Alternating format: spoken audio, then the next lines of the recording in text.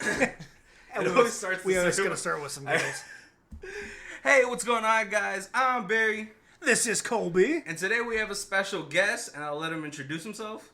Rick Danger. Welcome, Rick. Thank you. And this is Who Watches This?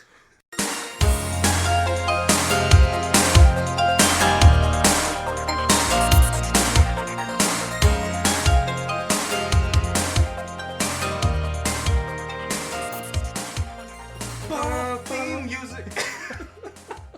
We have theme music that goes in there. Yeah. Okay. Yeah, it's not just us. Insert theme music. Insert theme music. So guys, we had just finished our Van Damme month. Yes, Rick, we had a Van Damme month. And today we have a special guest, Rick Danger, and he's actually the one who picked the movie for today. Go ahead, Rick, tell us the movie you picked out. Darkman. Darkman, directed by Sam Raimi in 1990, starring a very young Liam Neeson. Babyface. And there's another the guy who plays Durant he's been in a lot of movies, right? He's been in a lot of stuff. Yeah, at that point there was a show called LA Law, and he played the retarded intern. The mentally challenged intern. So it really, when I first saw this, it really threw me off that he was not really retarded, because he did that. He played that part so well. I thought that they actually had a handicapped person on that show. Is that the vernacular they use in LA Law to describe his character? He's like, well, it was late 80s, so he was retarded. He's like, oh, your cousin, he's retarded, right? Some people would say that's an oxymoron. So we're gonna since our special guest Rick Danger wanted to pick this film, we're gonna actually have him go through the plot line, and hope you guys enjoy his sultry voice. Yeah, absolutely. So you have a scientist played by Liam Neeson. Yeah. He is developing this technology. I guess skin. It's wrapping. A synthetic skin. Yeah. Right. So it's very, very convenient that he's working on this technology. But the issue is that the skin expires after 99 minutes. 99 minutes. Yeah. It has a photosynthesis sensitivity. Right. Yeah. So I think maybe does it cut the time when he's outside in the sun, or no? No. If there's light, it's 99 minutes. And I didn't realize the first time I watched this or the second time I watched this, but today I watched it and I realized, oh, that's why he's called Darkman, because it lasts longer when he's in the dark. Yep.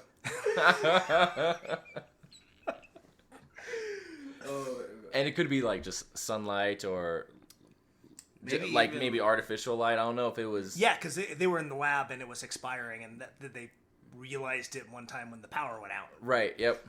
Yeah.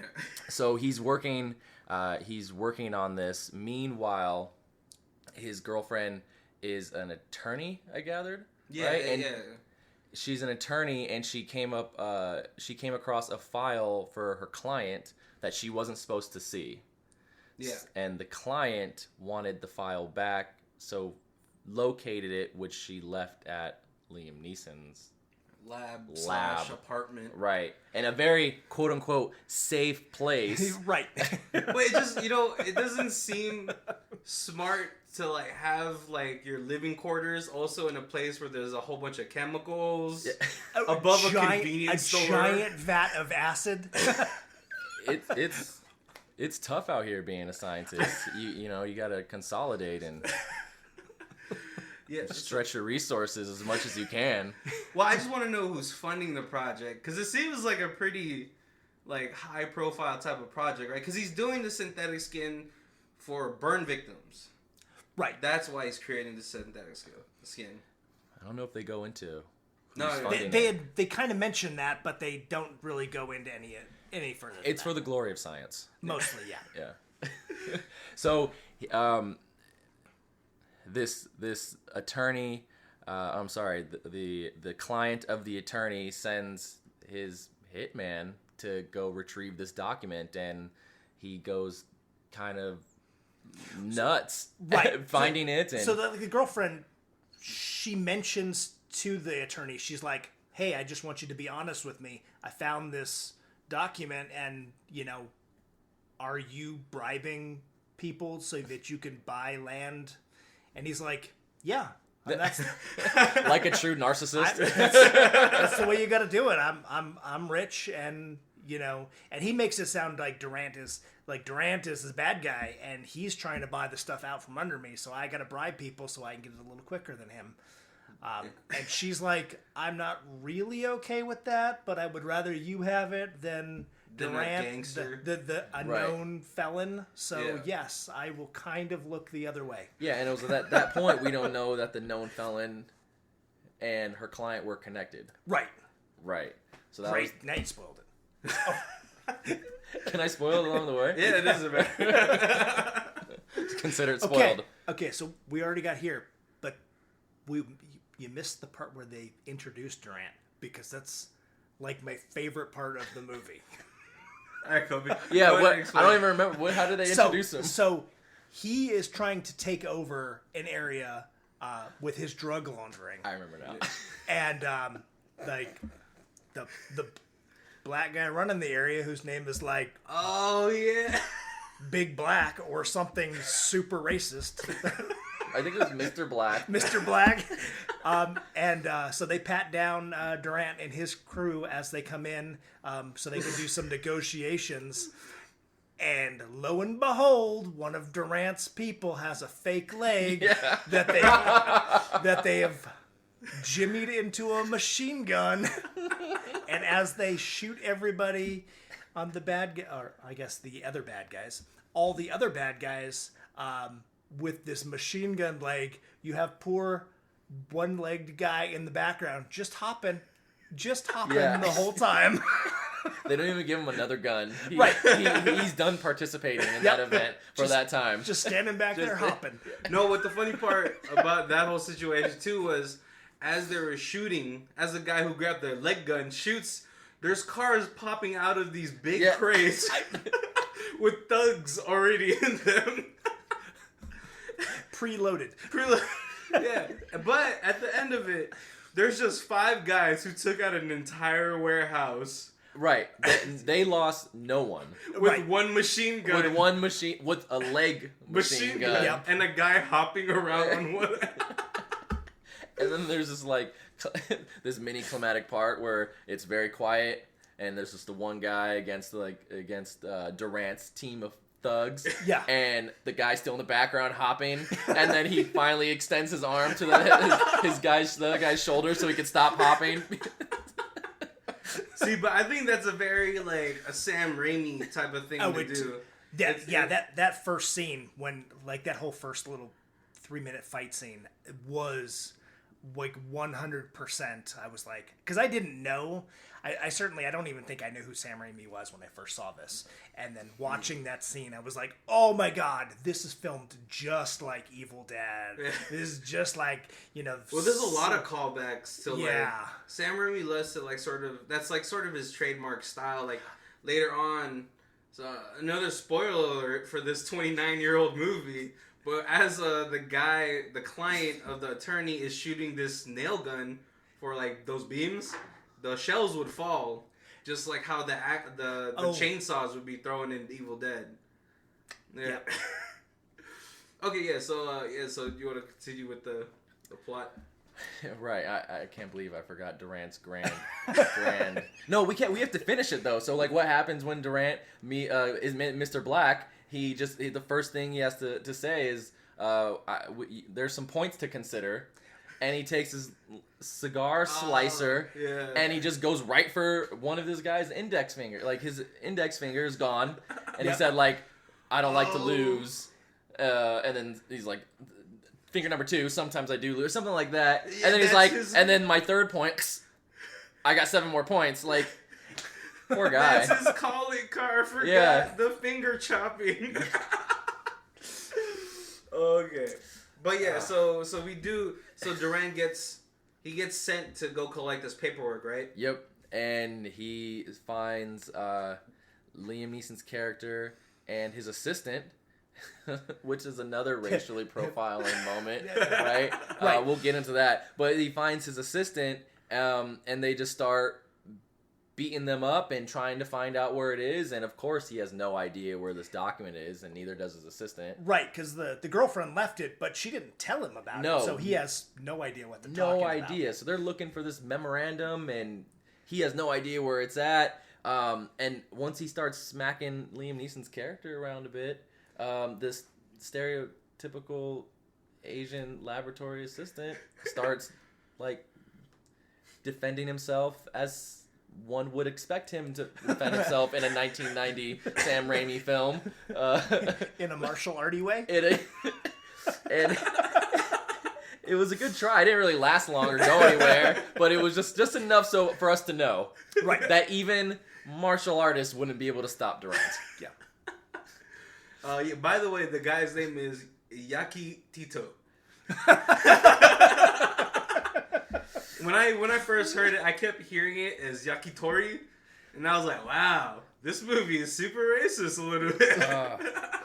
And now I'm hungry. But his assistant ends up getting shot in the face, right? Yeah, ventilated. Right? They started choking him. Right. Oh, yeah, with the bag. With the bag, and then he wanted to breathe, so we let him breathe by putting a hole in it, but by a gunshot, which also went through his head. Right. So, defeated that purpose. And this just totally triggers and traumatizes Liam Neeson's character. What is his? Oh, his name is Peyton. That's right. Yes. Right. Dr. Peyton. Dr. Peyton. Oh no, Dr. Peyton Westlake. Excuse me. That's correct. What a good name. I'm not. Very upstanding citizen. You can't go wrong with Peyton Westlake at your side. It just sounds like if he had completed this. By the way, he doesn't ever. This the truly just ends with him never completing it. But it sounds like a Nobel Prize type of winning name, right? Yeah, he was definitely on the track until his assistant took a ventilation to the head. And so he's upset. They try to burn his face with the chemicals there. They light a fire, and they just basically leave him to die. And at the exact moment as this is all happening, the girlfriend's walking out in front, and she witnesses her lab just blowing up. Yeah. Well, she's contemplating whether to accept his proposal of marriage. Yes, shortly before then, he proposed. He proposed as she was running to work in trying to catch a cab. Yeah, late. He's like, no, I'm serious. Would you marry me? And she's like, oh, I'll have to think about it. Like, it was just, it was sad. I feel like it was sort of like added in to just make it more dramatic. Yeah. Because it was such an abrupt proposal. He was just like, wait, hold on. Before you go, you want to get married? Yeah, you want to get married? There was no knee bend. It was just... It's like, what do you want to eat tonight? When do you want to get married for the rest of our life? Like... And so this is where we get one of like a very sort of iconic Sam Raimi shot, because as the building is exploding, it goes from her standing in front of the building to slowly fading into like funeral clothes at the great what is it called?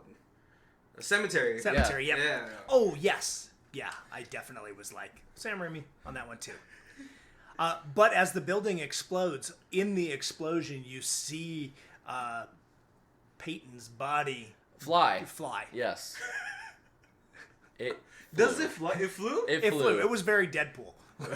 Yeah, it flew out of the explosion, where it was later discovered and washed up on the beach. Yeah, sent to a hospital. Yeah, as a coma. But the thing is, like, after an explosion of that like magnitude, isn't there like a fire chief that has to come? They have to see, like, you know, because it takes a higher heat to burn bones, right?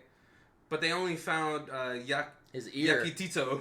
Oh no, Annie found the ear. Yeah, and they found an ear. Yeah. Oh, so they matched the DNA sample because there was the cemetery worker was like. They were like, aren't you supposed to be doing something? He was like, well, there wasn't very much of him left. We found an ear. That was easy to bury. And there you have it. Oh, so all they found was the ear. Oh, okay. But yeah, so believed to be dead. Like he wakes up in a hospital, and there's very terrible like bedside manner in this, because he's in a believed to be coma, and the doctors are like, "Oh, don't worry, he's like an invalid or whatever," right? It was very fascinating, and I missed this the first time I watched it when I was, I don't know, 6. But the hospital believes that this man is a homeless person because they get a lot of John Does and unknown characters in. I think they said like 3 a week. So they just treated him as such. They noticed that he's like 40% of his body's burned, and they said, "Oh, 10 years ago this man would live in suffering his whole life in pain, but thanks to modern technology, we can just sever his nerves so he can't feel anything." Oh yeah, but then he also said that he'd have outbursts of like rage. Right, he couldn't have any. Because all he could feel was emotion because he couldn't feel anything physically. Exactly. Oh, see, that's what I thought. Like in my mind, when I was watching it, I kept thinking it had something to do with the chemicals. Nope. They performed that surgery, so he woke up from it and he couldn't feel anything, and that's why he's able to take so much damage. Yeah, and give so much damage. Because he can't feel. So he escapes, and that's all they know about him. Right, yeah. Well, he was in like some weird rotating bed. I've only seen that in the Jason Lee Scott adaptation of Bruce Lee, where he broke his back. I guess that's what it was. But yeah, so he goes back to the only place that he knows is still around, his lab, well, his girlfriend's place, right? Right. But he's like... He's disgusting. He's triggered the rest of the movie. He's like totally thinking through rage and concentration. So I think the first thing he does is he realizes that, you know, what he looks like, the current state, and he has like a little pout about it, but then he starts going back to work and he finds this burned picture of him. Right, and it's a little bit of I want to complete this project so that I can have some artificial skin that I can leave the house. And also it is I need to exact revenge on the people who did this. Yeah. A lot of this next half of the film I totally don't remember when I watched it as a kid. But so he goes to his girlfriend's house and he tries to like tell her through the rags that it's me.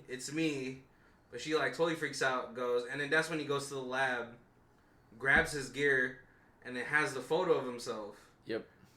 And this Sam Raimi created this film because, a little side note, he wanted to get the rights to Batman or the Phantom, but then he couldn't grab those rights, so he decided to create his own comic just so he can make a movie based on the comic. What a visionary. Hey, it makes sense. But what's really awesome about this film is that Sam Raimi like showed sort of the process of what 3D printing is now.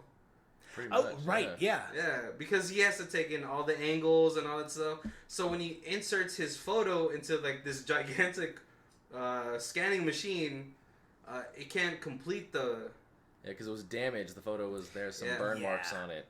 And so I actually calculated the time where the computer needed it's to... like 527 hours or something. Yeah, which is 20 days. So this movie takes place in a whole month. Around... Yep, and the whole time he's triggered.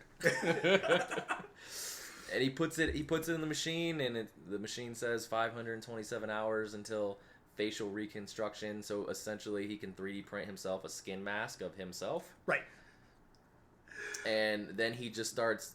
He sets it and forgets it, and then just starts on his path to figure out who did this to him, and why, and just understanding. Yeah. Okay. So as he goes about, like, as he's letting this computer render this file, this huge, humongous 500-hour file, he starts to go, takes photos. Remember, this is 80s computers. Yes. When you would play against chess against the Atari system, and it would take 3 hours to figure out its move. You know. But yeah, so he starts exacting his revenge. He starts taking photos of all the people that he that had done him wrong, but the only way he found out about that is he had been stalking his girlfriend and saw her at an event with her client, and they were dancing. Yep. But then he saw Durant, and this is where he got triggered. we get this sweet, like, overlapping frames of his neural network trying to fire up. And totally, when that's happening in the back of my head, I totally hear the Quentin Tarantino, woo, woo, woo, woo, that, like, the Kill Bill music. Yeah. And so he ends up grabbing, I think it's the guy with the bum leg. Yeah. That's his first target. But he's been in a lot of movies. I think he was in the Beverly Hills movie with Eddie Murphy. Eddie Murphy. Yeah, he's the gay fashion designer guy. Oh yeah, the one who sold him the big gun for Uncle Dave's right theme park. Yeah. And so he grabs him first, and they're underneath the sewer, and he's like holding him over this open drain that I can only imagine is just urine and doo-doo water. Yeah. So when I first watched it, I was like, that's not so bad. It's just water all on his face. But now that you put it that way, then yeah, that's pretty bad. Right. And that's Sam Raimi's younger brother. Oh, that's his younger brother? Yeah. So he makes appearances in a lot of Sam Raimi movies. Oh, okay. And then so as soon as he gives him all the information, which leads him to taking photos of the other goons, he holds him up over the drainage just to get squished. Right. So yeah, they're right under a busy street, and he sets him up out of the sewer entrance and into a busy street, and these cars are dodging him like playing whack-a-mole. Yeah, the cars are dodging him, and then one car just didn't dodge. It was a truck too. It was a truck. I was really sad though that we didn't get like some pretty sweet practical effects. You know, it seemed like a good Sam Raimi moment to like have we got a squish noise. Yeah. Oh yeah. Oh man. So yeah, after that he starts taking photos of the other goons, and he starts setting them up. Right? Like he had the bald guy. Right, yes. and then it's not just hunt them down, but it's actually let's see if we could set them up. Yep. Yeah. So the bald guy, he notices that they do some exchange. Yeah. Right? So they're doing some exchange with money, so he follows them, and it's really intense because he follows up to his room, he drugs him with the cloth while he's sleeping, so he stays sleeping. He dresses him in different clothing and leaves plane tickets by his bed. Right, for him and then the first guy he killed. Exactly. Meanwhile, he puts on a skin mask of the bald guy who he just drugged in the bed to impersonate him to receive gangster money, right? And to just wholly mess up that supply chain flow of money. Right. And so he can take it, and he's successful. Yeah. He totally dupes everyone and gets this briefcase of money. Meanwhile, Durant is upset that the money's not there. He bursts into this guy's house. Yeah, like, and why finds him didn't sleeping. You make the drop? And the guy wakes up. What do you mean? I was just sleeping. And like, obviously, he's not going to want to hear that because you just took all this money. And he's like, and it's got to. They talk a little bit later, not dollar amount, but it had to have been a significant amount. Yes, because he's like, that money's missing, and now we can't make the next deal. Yeah. Right. They had to recoup their losses. But he found him in a compromising situation with a nice suit and 2 plane tickets to leave, and the money's gone. Packed suitcase. Yeah, so he sent him on his way out the window of the mid-rise. Well, he gets a pretty sweet send-off line, though. He's like, he puts the plane tickets in his breast pocket, and he goes, "Have a nice flight," and throws him out. Meanwhile, the moment he crashes onto the car, Peyton, he's just right there, sitting by on a bench, and this lady sees this man who just got thrown out the window, crushed on a car, sees his face, dead face, and then looks over behind her. Is then Peyton still in the disguise, so she's seen double. Right, double. And he's got a little tattoo on the side of his head, so it's definitely like a recognizable person. So she flips out a little bit. Yeah. Well, but then his face starts to like deteriorate, right? Yeah, it starts to bubble. Yeah. Yeah. And I have to say, from what I can remember the first time I see this, seen this movie, that, like, it happens twice. That's the part that stuck with me the most. That bubbling face. All of a sudden the guy's face starts to bubble and smoke.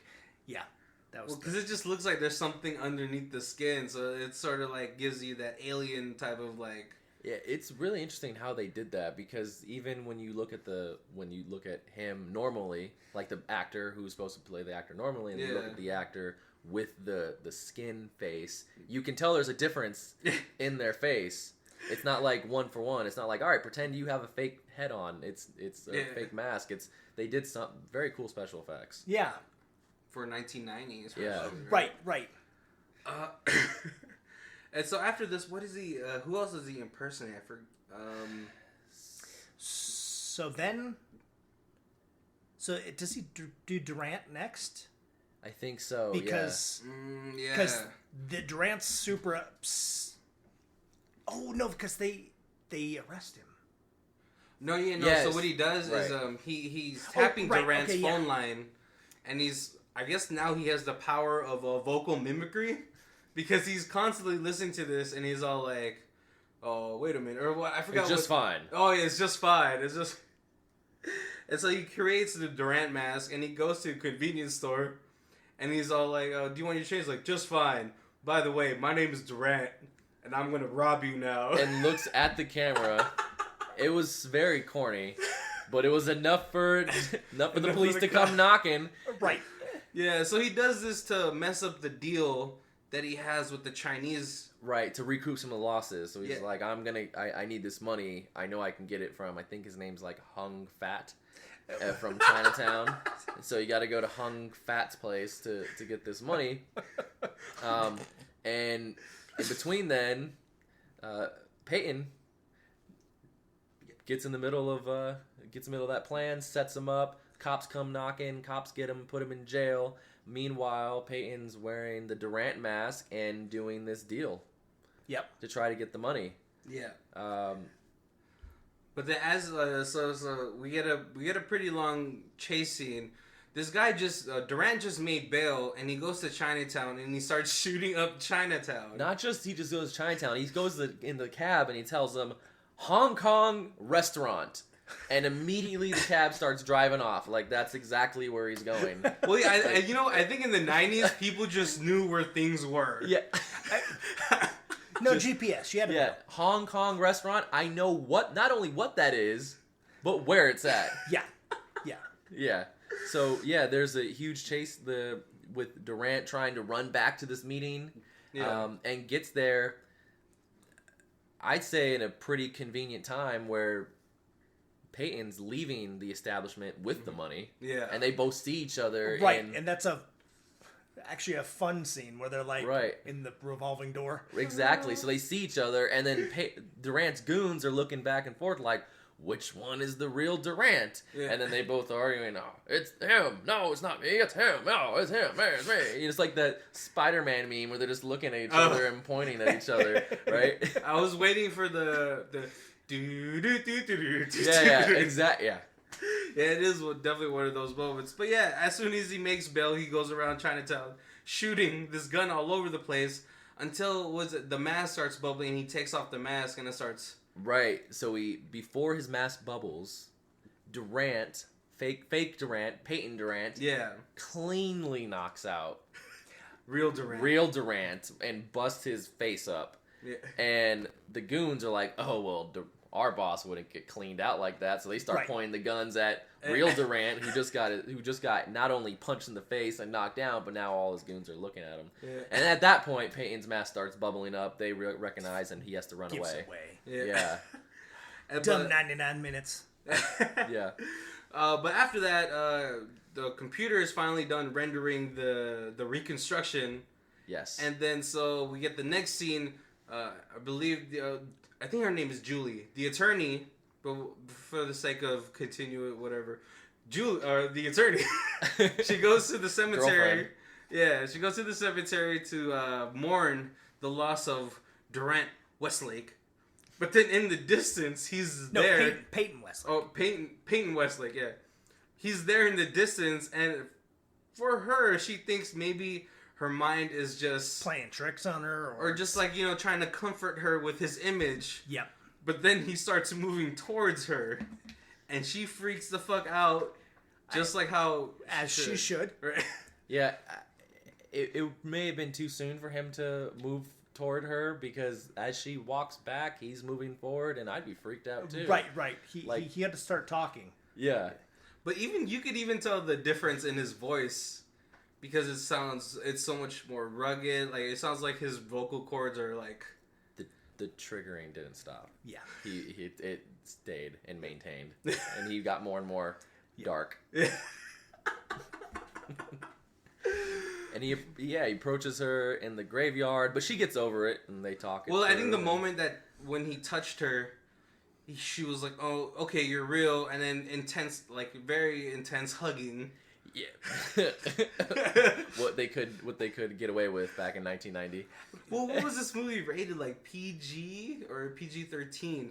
Because I feel like rating systems back in the day, PG-13 showed boobs in 80s films, right? Yes. And then rated R was just like worse, but now it's like all switched up. Yeah, I'm not too certain on that, but it's funny how she had to... But when did PG-13? I think that was like the medium, probably in the 90s. Red Dawn and Poltergeist, I think, were the first two movies that got PG-13 rating. Oh, okay. Well, I just feel like for this, like, sort of, like, dark set comic that they're doing, there would have been at least, like, some kissing. Because I don't think... Well, he had no lips. Oh, no, but he had the synthetic skin. But he was... You could see when she went to go touch his face and stuff, he would grab her hand and be like... And, like, hold her hand. So he was trying to get her... avoiding letting her actually touch his face. But it's interesting because he would... swat her attempt for his face with his hand, which was also synthetic skin. Maybe he could make the hand a little bit thicker. Maybe. You think? Yeah, I don't know. Because he never adjusted his hand, but there was lots of times where you'd see him kind of pull on his face skin, where he was like making sure it's tight. Yeah. Maybe because he could see his hands and he can see if there's anything off. Where his face, he doesn't know. Oh, that's true, because he can't feel anything. Exactly. So. Oh man, layers. So many layers. But as Durant is trying to figure this all out, Peyton or Darkman, he goes out on a date with her, right? Yeah, and so it's a daytime date at a carnival, and let me just point out, he is Darkman. He knows about the light sensitivity to his work, but he all his missions are in the daytime. Yeah. And his dates are in the daytime. Like, if you know you only have an hour and a half to have this exploding technology over your face and hands, why would you continue going out into the date? And even with that aside, if the movie's called Darkman, why is there so much light daytime events? It's like Star Wars without space battles. Like, why would you do that? You know what? I think it was probably the more logical reason is probably it was just cheaper to shoot during the daytime. They needed people. Yeah, they needed people. They needed to use less light. Yeah. Like... Or they just wanted to get as much as they could from Liam Neeson's pearly white smile. Yeah. Well, I feel like Liam Neeson was still pretty unknown at this time, right? Like, I don't think he was as big as he is. Well, he was in some stuff, but yeah, he wasn't like Obi-Wan Kenobi or Qui-Gon big yet. Yeah. And so that's why it was really cool that he, for the most part of this film, he's under wraps. Right. You know, unlike Sylvester Stallone in a future episode that we have to do called Judge Dredd. Yes. Oh, yeah. But, yeah, so he's... I am the law. Wasn't half bad, actually. Oh, no. But as they're doing this date, he's been telling his girlfriend, oh, I have to go back to the hospital for therapy. Yep. Right, because when she's like, how come you didn't come see me when right away. Right away. And he was like, "Oh, I was in a coma." And now doctors told me I can't go see you. Yeah, and now I'm going through therapy from this like traumatic accident, so I'm only allowed to be out at for 90 minutes at a time, and then I have to go back to the hospital. And then so before he leaves, in the most fair carnival game I've ever seen of knock the bottles down, he was like 10 feet away from the bottles. Yeah, and when I was watching that scene, he's at this carnival game of throwing a baseball at metal bottles. I'm thinking like, oh, the metal bottles are going to be stuck, and he's going to get upset because the metal bottles won't give. But he cleanly knocks them through. So that was really just like my own dilemma and issues speaking through. It had nothing to do with the movie. I just judged poorly in that moment. But he knocks these bottles cleanly out, and the attendant just said, he takes a big step as he throws the last standing ball over the line. And so he's like, "Yep, you stepped over the line. No pink elephant for you, bitch." But this is where we get probably the most Evil Dead inspired scene, because he totally is triggered, and he's super triggered because. And that wasn't even it. Before that happened, there was a sideshow where with the freak. Yeah, they put out this half man, half freak, and it was this guy, and everybody's like making fun of him, and that he felt that. Yeah. Right. Well, one of the things about that scene too, I was like, oh, is he gonna be in the second movie? Because there's a freak also. He's like, oh, he should be his sidekick. Perfect. Darkman and Lizard Boy. Oh yeah, but visionary. But he gets super triggered, and he starts he's very politely aggressing towards his attendant. Right. I'll take it now, please. Quickly, and the guy's like, no, leave. You're not getting it. You stepped over a line, and then he called him. What did he call him? He called him. He said, weirdo. Oh, that was weirdo, and that was like Kamehameha triggered, and then Peyton picked up this attendant and threw him through his own game. Yeah, through the back wall. Threw him through his own game. Then he grabbed this pink elephant, goes to Julie, and he says, "Take the effing elephant." Yeah, it was like the first time she's like, I don't really want the elephant anymore. Yeah, it was the first time he cursed. He doesn't curse when he gets his body burned off and his identity ruined and his life taken from him. And no, but Carney, elephant, you better take this effing elephant. Yeah, Julie. Well, what we've seen previously in the movie is when he tries to calm himself down, he says, "I'm a scientist. I need to be logical. Yes. Think objectively." But in this moment, he's in front of the woman that he loves. And so he's really trying to keep his shit together. Which is hard because it's just swinging all over the place. Yeah. Intense feelings of love, intense feeling of shame, intense feeling of anxiety because he has to leave and get back to, so nobody can see his face expire. Right, because he said that too. He was like, this is the last game we can play, and then I got to go back to the hospital. And she was like, no, forget the hospital. We're going to spend the whole day together. Yeah. So there was so much pressure all around. And this Carney just didn't want to give away the pink elephant. And jerk. He got his. Yeah. But when he freaks out on his girlfriend, he starts to hear the buzzer go off. And this is where he runs away. Yes, he runs away conveniently to his lair. Right. Which is, I guess, is a couple blocks away. Yeah, and she followed him on foot and found him retreating. Found his face. Yeah. The face was on the floor already bubbling. Yeah, I think it was in the lab. She's following him back to the lab. He gets into the lab, and he's hiding. What are you going to do? She followed you. You're caught. Right. And he has no face, so he can't just, But she realizes pretty quickly what's going on when she sees the face on the ground. She's like, oh, you were making a fake face because your accident was much worse than you're telling me it was. Why couldn't you just be honest with me? Yeah. I could have helped you. I still can help you. It's very heartfelt. But he doesn't believe it. And she's still freaked out. Yeah. She still, winced. Oh. Right. It was a lot for her to process.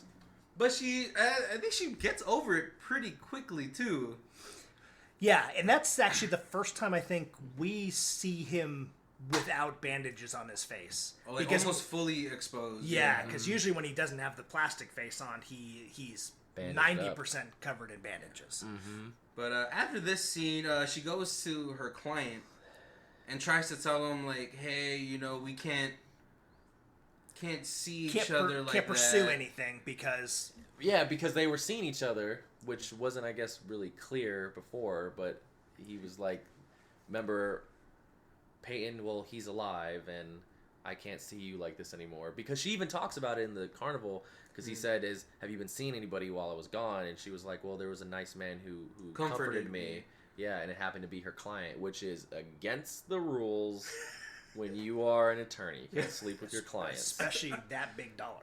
That is super. And his client's name is Mr. Strack, and he's in charge of Strack Industries. I don't know if you guys made the relation to Stark Industries. I don't know. Sam Raimi knew what he was doing. Right. There was also the part where Pouty Darkman is at night and he's on the roof with the gargoyles. Yep. But he's all like contemplating. He's like, "What have I done?" Yeah. That was very Batman. Yeah. Sam Raimi's like, I'm having my superhero film. Yep. I'm having I didn't make the connection though with the Mr. Strack. Yeah, Mr. Strack. Yeah. So she goes and tells them, we can't do this anymore. And in the midst of all that, she finds that same document on his desk, and she puts all the pieces together that he and the gangster were connected, that he sent the gangster, so she confronts him, and he, as a true narcissist does, admitted it. No fault. He's like, and she's like, well, I guess this is the time where you kill me. And he's like, no. If you go to the cops, they get paid too much to listen or to care. Yeah. Right? So this guy is totally on a power trip and just kind of lets her just leave. Well, yeah, but then the whole plan was for her to, like, lead him to Peyton's lair. Because after she leaves, Durant comes. Yep. And he's like, and well, that's I know. When they put everything together that I was like, oh, that's the girlfriend of the guy who is now messing with us. Yeah. So let's follow her because she's going to go back to him. And it works. She goes right back to him, and he sees her in the window, and it's like... thinking of this guy's emotions, right? He's got really angry. He threw a guy through a carnival stand. He killed a guy in the sewer. Began his head squashed. He watched another guy. He was responsible for another guy getting thrown out of a building. Right. And this guy just loves his science. He loves his work, right? And the woman he loves, getting closer to the truth, and he's bandaged up, and he sees her return, and he's probably thinking like, oh my goodness, she came back, and she loves me. She loves me, and maybe I can do this, and just all emotionally over the place, and then, goons roll up, cut her off, kidnap her, start shooting up his home, and well, there goes all those goodwill feelings. Now I'm just gonna go Darkman this everybody. Full Darkman. Yeah. Full Darkman. Full dark. No, but one of the things I wanted to note was as the goons come into his lair, they're holding the machine guns in a really weird pose. Yes. You don't do that. Like what's it called? The butt of the gun was right next to the crotch. Yeah, it was like under it somewhat. It was very weird. It was. If you shoot it, it's just gonna rack you. Nobody wants that. Oh man! And how do you even aim that way? Right? You're just looking and spraying. You're just spraying. It was. But one of the funny moments was the Hispanic goon. He gets caught by Darkman, and then Darkman puts, and then he sends that the Hispanic goon to the other goon. And then it's like 3 layers of masks. Of masks, right. So so at first, we have 2 goons. We have this goon with long blonde hair and this goon with long black hair. And the one with the black hair, he gets Darkman'd. Yeah. And Darkman puts on a few masks on him. So one, he's running over in his mask, and the long blonde hair knocks him out. It takes off the mask. And sees that it's obviously a mask. Yeah, sees that it's a mask. Reveals the mask, reveals the head underneath, which was Peyton. Yeah. Yeah, it was Peyton. Yeah. And then he sees Peyton, so he starts shooting him in the chest. Yeah. But then lo and behold, aha! There's another mask underneath. Yep. Pulls that mask off, and there it is. So this guy just killed his buddy, looks up, and then somehow finds Peyton again with the mask of the blonde, like the guy's looking at himself. Yeah. So somewhere in all this explosions and firefights, he makes a few masks on his 3D printer. So I wasn't sure if he was making them or if he had already observed all those, and so he had could have pre-made masks of all the bad guys. We've seen the dark-haired man, but I think that was the first time I ever saw the blonde-haired man. Yeah. But he already had the mask. And he looked at him crazily, like looking like, oh yes, I did not blink. Like, you are like, this is bad for you. Yeah. And just starts beating him up and throwing him into barrels and throwing him here and throwing him there because he has all this adrenaline. Darkman's one of his powers is, or powers if you can say. Right, if you have like an uncontrolled adrenaline, that you're almost, you're verge of super strength. Exactly. So this guy's just throwing this guy all around. Yeah. And he wakes up. So, and he beats him up and then Darkman leaves. Now he's going to chase after Durant, who's in a helicopter. Yep. So he chases after Durant. Meanwhile, the guy with the blonde hair wakes up after just getting beat up. And then it's very poetic how he wakes up in the same environment that Peyton wakes up from the very beginning, which was all the gases in the laboratory going off. Yep. And then this little beaker... it's that old toy, the water thing. Right. The perpetual motion duck. Yeah, with the top hat. I don't know what you call that, but it's just like tapping water or tapping something to ignite a spark, and that's how his lab exploded in the first place. Yeah. They set up that, quote unquote bomb. Yeah. And so the guy with the blonde hair, he wakes up, he sees the gases, he sees the thing, and he goes over, he's like, all I gotta do is just get rid of the ignition to this bomb I'm standing in of the building, but it's a hologram. Tricky. It's a hologram. So he and maybe they don't understand holograms too much in the 90s, but he puts his hand through it and realizes it's fake and thinks, let me do that again, and continues swatting this hologram. Yeah. And nothing's happening until he sees over in the distance it's the real one, and then no, that one was a 3D printer.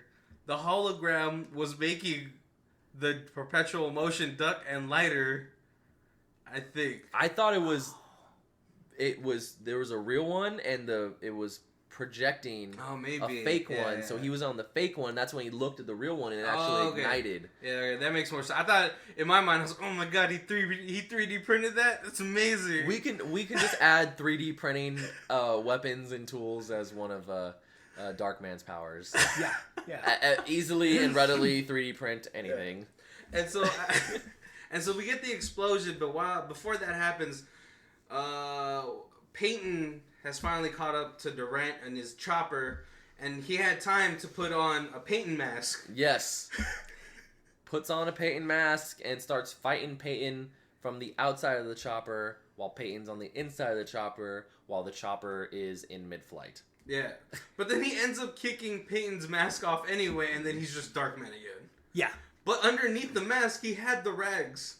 Yes. That's the one thing that bothered me. He had the rags. So I think he had the... well, he didn't have time to take them off. Because when they showed him take it off, he takes it off really slow. Yeah. And it's a process. So it's easier just to throw the mask over top of it.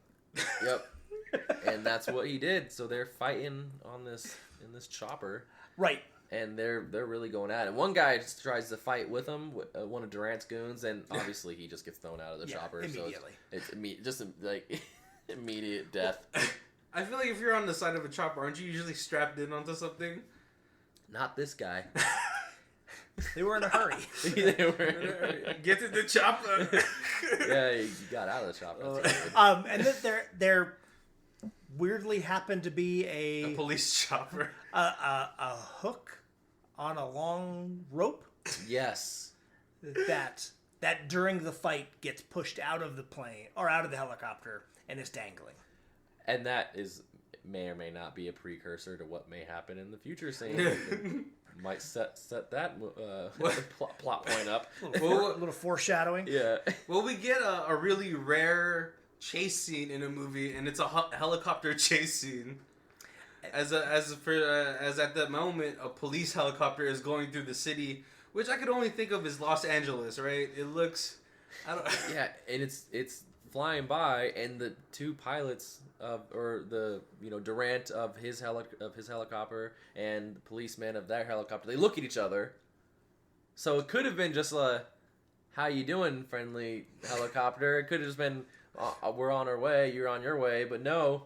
Durant starts shooting and firing at the police chopper, as if he wasn't antagonizing enough and gaining enough attention. Yeah. So at the same time, Peyton is being dragged onto the sort of a highway. Yeah. So Peyton, he gets knocked off and he catches the dangling hook. What? Yep. Didn't see that one coming. And of course, since he's down, Durant tells his pilots, like, "Drop him to the floor," and dip him. And so he's trying to get shake him, but he has that unbreakable grip on that hook. Yep. So then he's like dragging him through traffic. Mm-hmm. Yeah. And then he ends up getting on top of what I believe is a train. Or a truck, right? It was a truck. Truck, yeah. But it's weird for a truck to conveniently have a bar on top of it, right? So in great fashion, they land on top of a truck, and with enough slack for Peyton to walk along the top of this truck into a vertical or a horizontal bar to tie the hook onto, which it incapacitates the chopper. It can't move anywhere because it's stuck to a truck. Yeah, and they go through a tunnel. The truck is heading through a tunnel. Yeah. And the truck goes through the tunnel. The chopper follows. The chopper cannot make it through the tunnel. And the chopper gets stuck. Yeah. And it particularly gets stuck in the cockpit at part of the bridge. And to what we know, no survivors. Right. Yeah. Little explosion. It was. I will have to say that of all the unrealistic things that have happened in this movie, I had no problem with any of them. And then I thought to myself, this truck is hooked to a helicopter that just exploded behind it, and it's not even slowing down. It's just like, I'm going to keep driving. What the hell is wrong with that driver? Why is that the part that bothers me? Well, now, because then all you're thinking about is like, oh my god, what an irresponsible truck driver. Yeah. How many other planes has he crashed through a tunnel? Well, it might be this like unspoken rivalry between truck drivers and helicopters, aerial flights. Because I was talking to a pilot once, and I asked them, well, so when you guys are up here, it could get pretty boring. What do you guys do for fun? And he's like, oh, we like to hop on the CB radio and just start trash talking all the truck drivers below us, and we start getting into heated arguments and tell them to meet me at the bus station or the truck stop, and they go, but we don't because we're flying in the air. So that apparently was a cut scene that would have cleared that all up for me. They would have been like, oh, okay. So maybe there's a hidden war we have no idea. There's a subplot. Now I have to get the Blu-ray so I can see the deleted scenes. Oh man! So after that, we get Darkman finds out that his girlfriend is at what's his name? Mr. Strack, right? Yeah. She is at Strack Towers. Yeah, Strack Towers. Soon to be Strack Towers because they're building it. Yeah. So it's the client, and it's Julie, the attorney / girlfriend, and Durant shows up, very badly beaten. He looks like he went through it, like he went. Oh, wait, no, Peyton shows up. But it's Durant. Oh yeah, that's true. Okay. In a trench coat, and it looks like he was just in a helicopter. And looks like,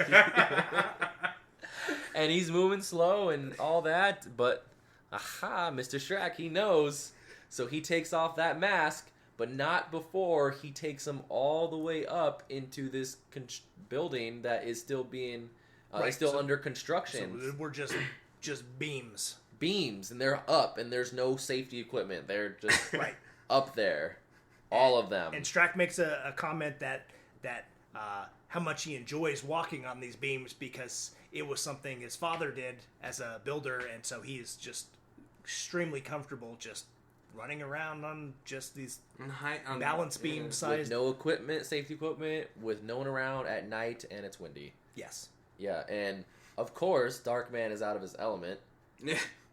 But it is dark. It is dark. It channels the power of the dark to not fall. So that mask wouldn't have boiled off, It wouldn't but it got ripped off. It got ripped off, yeah. Well, because he tricked him. He's like, how are the kids? And then he's, aha. Aha. Aha. Robert doesn't have any kids. You don't have kids, so I know it's not him. I know it's you. Yeah, and so after, while this is going on, we get this pretty long final fight, right? Yes. Jumping from beam to beam, and yeah. Yeah, they're throwing more hooks at each other, and rivet gun. Yeah, that's what it's called. Yeah, the rivet gun. Peyton's getting hit all left and right by the hooks, and he gets his hand riveted. Yeah. It was a riveting scene. Was it? I was really beaming for joy when I was watching that one. I had such high hopes on how that would play out. Oh man. So his hand is riveted to the beam, and then Mr. Strax just starts trash talking. Yeah, instead of finishing it off. Just goes... Right, again, with narcissism. Yes. He's like, I have to tell you my whole plan, and... you wait right here and listen. Yeah, but while this is happening, the girlfriend is hanging on these... the metal... Right, because she gets in a fight with the other... With herself. Well, with the other guy. With the other goon. The other goon, who is also not very comfortable on beams and falls. He falls and dies. Yeah. And she falls and almost dies, but gets caught by a metal like bar. Some rebarb kind of. Yeah, and just... Yeah, that's what it's called. Yeah. And then she's just hanging there. Yeah. So she's just hanging around while Mr. Strax telling his plan for domination. But he says something that triggers Peyton. Oh, he says, Payne would never love a freak like you. Oh, yeah. Yes. And then, yeah. Or no, Julie would never love a freak like you. Yeah, and then he gets spirit bomb triggered and pulls his hand out of the rivet and punches Strack in the face and knocks him back. And Strack then... No, he doesn't. He falls, but then he doesn't fall that far. Because he still only needs falls a couple floors. Because he still needs time to swing on one of the hooks and save his girlfriend to safety. Yeah, well, Strack falls. Yeah, Strack falls, but not too far. Because when he gets his girlfriend, Strack comes up from behind him, but then he pulls him over the edge. And that's right. Yeah. They had the... Yes, exactly. So he falls, and he lands not too far down. Darkman swings and saves Julie, and then lands, and then you have Strack basically finding himself hung over the side of this building by a foot. Yeah, and laughing maniacally like, ah ha ha, looks like you have me in a compromising situation. My life is in your hands, but you won't do anything because you're such a pushover. You are nice, you are not bad, ah ha ha. And Darkman, you know what? Oh, yeah, right. He's like, you couldn't kill me because you could never learn to live with it. Yeah. And this is the man... Let's do a little recap here. This is the man whose life just got destroyed. Right. His face got destroyed. His hands, he cannot feel anything ever. The woman that he loves, does not have high confidence that she's going to continue loving him. His work is destroyed, which is like the biggest punch to the gut if you're a scientist. Right. His assistant got murdered. His assistant got ventilated. Right? Yeah. And this man murders. He threw this guy up and get ran over and squished. Yeah. He basically killed a man over a pink elephant. Pink elephant rage. Right? And he's going and back and forth. So go back to the scene where he's just holding Mr. Strack over, and he's like, you know what? I can't live with that. I'm getting used to a lot of things I can't live with, and just drops him. No, he drops him and then says the line. Yeah, I'm learning to live with a lot of things. Yeah, and just, and then of course, in not a cool way, Strack screams on the way down, but it wasn't like a cool scream. It was just like you know, because he knows his narcissism. I can't save him on that one. Right. He's gonna have to fall back down to reality on that one. Get himself a little bit grounded there. Oh. He'll learn to be down to earth. He'll learn to be a little bit more down to earth. Oh man! So after that whole scene, we get Darkman. Now he is Darkman, or no? Well, and then they go. They're going down, and he tries to. They go all the way down to the ground floor. Yeah, it's nighttime when this is happening. Yeah. And then they go all the way down to the base level, and he puts on a disguise because he doesn't want to freak everybody out or reconcile with Julie. He just wants to, because he made that decision. He's like, I am not the same person. I am Darkman. But in great, just fantastic Sam Raimi filmography, as he's making his final thing, the light focuses in on the 4 inches of human skin and one good eye he has, and the light just focuses in, so you can't see anything but the human part of him, even though the rest of it's there. Yes. But then that's when he goes, I'm Darkman. Yep. And he goes to the bottom, he puts on a mask, and Julie gets to the bottom looking for him, can't find him, and boom, it's daytime. Yep. Immediately daytime. Yes. Well, they ran out of nighttime money. That must be it. But as she's trying to look for him in the crowd, we see one man look back. With the mask. It's Darkman with the Bruce Campbell mask.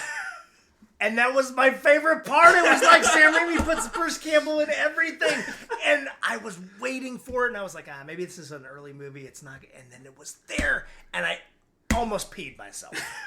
So it was a big surprise to you. It was pleasant. Yeah. And so we come to the end of Darkman. Credits roll. Rick, Mr. Danger. Yes. What was your favorite part of this film?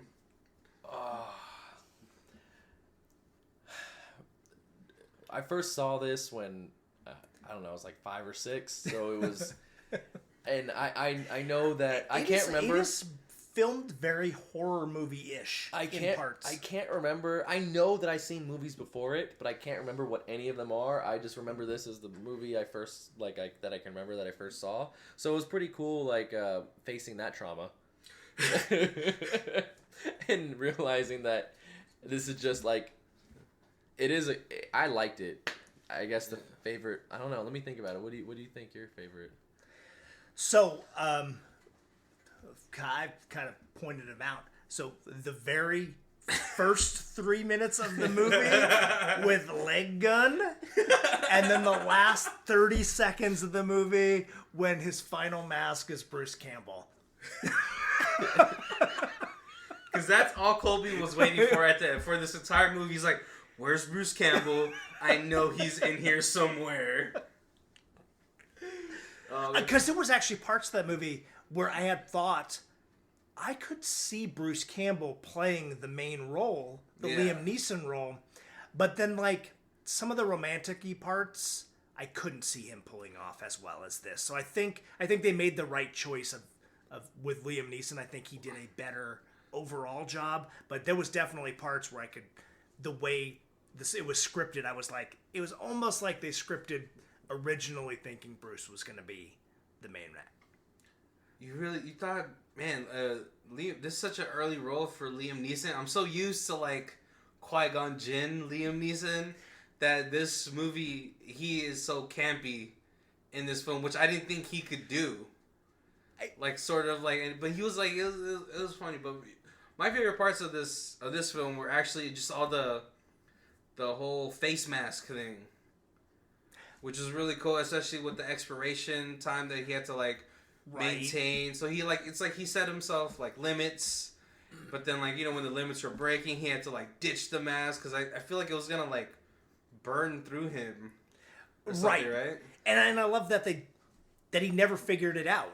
Like, lots of times in this kind of movie, you're like, oh, final battle scene. Oh, look, he found the secret, and now he can have a mask, and you can actually see. It's an actor who you get to, like, if this was Sylvester Stallone, he'd be like, we have to find the cure for my face so that the entire last fight scene, people can see the moneymaker. I'm surprised you gave him till the end of the movie. I was like, we have to find the cure in the middle of the film. I liked how he, to your point, Kobe, that he just wanted to keep experimenting and figuring out. It was like always learning and trying and learning and trying.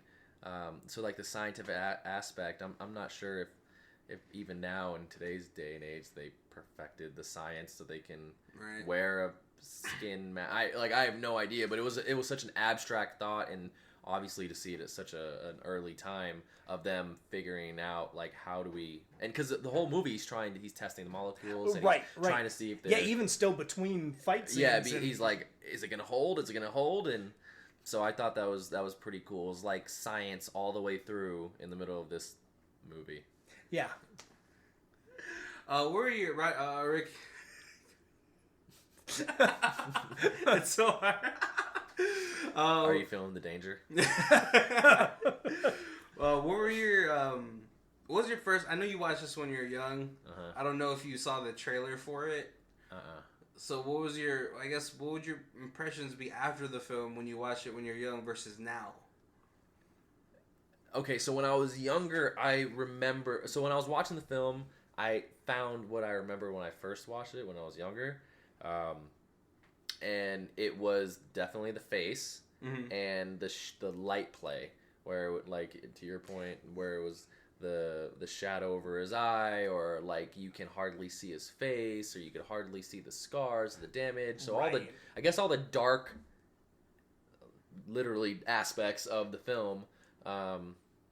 Is what stuck out to me. So after watching it now, it kind of makes it really cool. Like it's like seeing the magic trick being performed.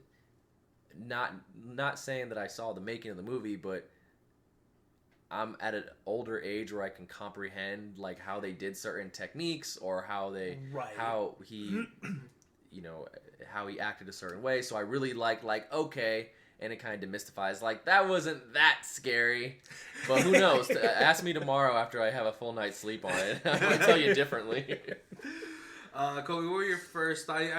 This came out when you were in high school. I was in high school. I don't think I saw this in the movie theater. I think I rented it.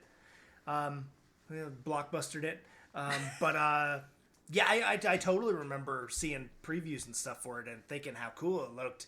And I don't know, it seems like the kind of movie I would have seen, but maybe this was out before I was driving, and this would definitely not be a kind of movie that my parents would have enjoyed watching with me. So I think I probably saw it, renting it. But I remember being excited from the trailers and stuff. Like I said, I saw it a few times a long time ago, and it's been a minute. So I don't, I remembered stuff like definitely like the bubbling face, things like that really stuck in my head. But there was a lot of this story watching it that I was like, didn't remember at all. and certainly kind of like you were saying, very much appreciated now, much more the camera angles, the light works, the Sam Raimi-ism of film. Yeah. For me, I kept. So I think I don't know if I said this earlier in this podcast, but I definitely said it before the podcast, where I kept mixing this film up with Alec Baldwin's The Phantom. It wasn't The Shadow? Is it The Shadow? Oh, The Shadow. Phantom was Billy Zane. Oh, Billy Zane from Titanic. Oh, with the all purple suit. Yeah. No, yeah, The Shadow is the one where he was wearing the yellow, right? Yep. Which is very unshadow-like. But I do remember this as a kid, but I think I think I only remember parts of it. Like one of the parts. Wait, that hold on a stuck second. out- Dressed in yellow? Was that Dick Tracy? That was Dick. Yeah, that was. Oh my god. Well, are you sure? Are you That's sure Warren Alec Beatty. Baldwin has never been in a yellow suit? He probably has. Yeah, as Donald Trump. Sorry, go ahead. No, but yeah, I do remember watching this as a kid, but I only remember small parts. Like one of the parts is the one that where Colby was talking about seeing where he finally realizes that he has to take up the mantle of Darkman. After watching it, it's just getting older. I started appreciating sort of like the more campier things, but it's also one of those comics or like sort of one of those properties where it's just that it would be hard to like do now because Right. It's not a remake of something. It's not. There'd be too much like pressure from studios to make it a certain way, and they would totally take away from like the charm of Right. its 1990s self. Yeah, because then like just like what they did with the Walking Dead, they wanted to go for a darker one. They would probably make this just full on dark. Special effects and Yeah. But I would like to see how they would try to portray Liam Neeson's character now, like with like practical like makeup effects. I don't think they'd do a full CG, right? Right. I would think they would probably still have to do it with makeup. Because it looks so bad in The Dark Knight when they did Two-Face. you didn't like it? No. I was thinking about that as I was watching it, and I was like, Darkman is It kind of looked like better. Two-Face, so what does it make him, like full face? Or But no face? But it looked better in this, though, don't you think? With like the little patch of like skin that he still had, but then like a lot of the singed. It was great. It was a great job. And also, I could see sort of the influences that Sam Raimi is taking, because it's like a little bit of Two-Face. It's a little bit of that one Batman character. He was like he was like mud. Clayface. And all that stuff. And then, obviously the whole gargoyle. And don't forget Spawn.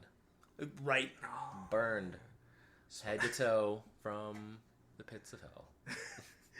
All right, Rick. How would you rate this? Our rating system, if you guys have forgotten, it is used DVD, new DVD, used Blu-ray, new Blu-ray, and box set collection.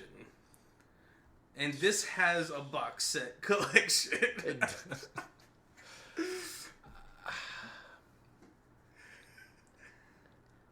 I enjoyed it, but I don't know if I would enjoy it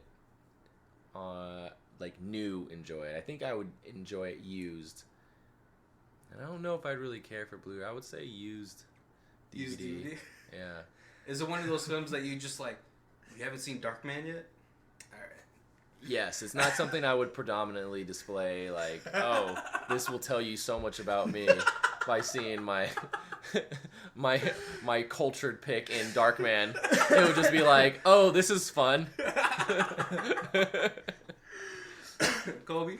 See, and then here I am, the ultimate nerd. I'm like, yesterday, thinking of this movie, I was definitely like, not Blu-ray.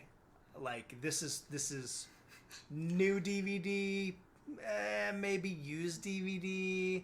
I remember this movie, and then I watched it, and I'm like, if I could buy this Blu-ray with the sequels, I would absolutely buy like ultimate box set with this.